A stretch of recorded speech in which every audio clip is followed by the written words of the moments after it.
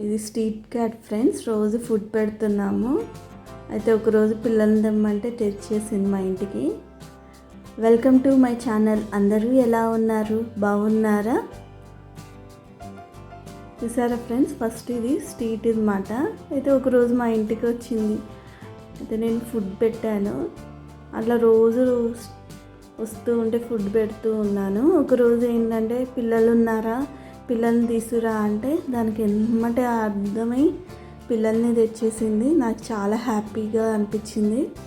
ఎందుకంటే దానికి మన లాంగ్వేజ్ కూడా అర్థమవుతుంది ఫ్రెండ్స్. అది ఎమ్మటే ఆ రోజే ఈవినింగ్ కల్లా తెచ్చేసింది. చూసారు కదా, నన్నే చూస్తుంది దూరం నుంచి.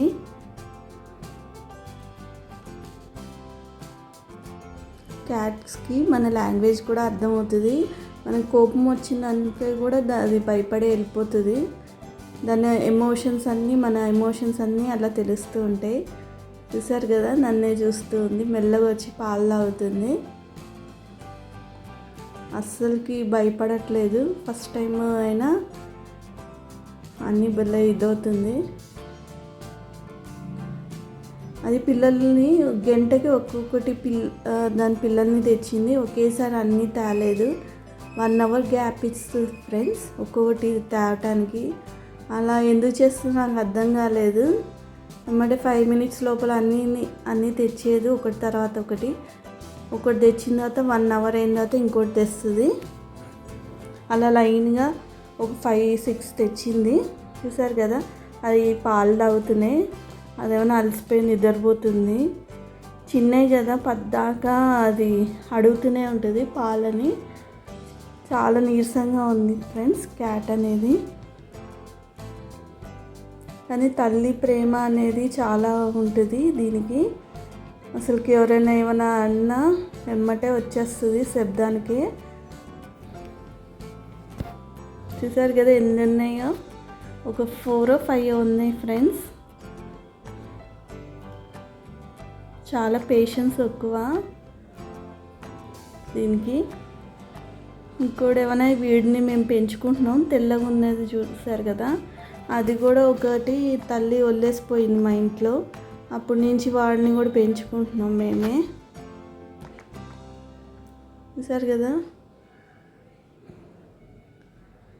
చాలా క్యూట్గా ఉంటుంది.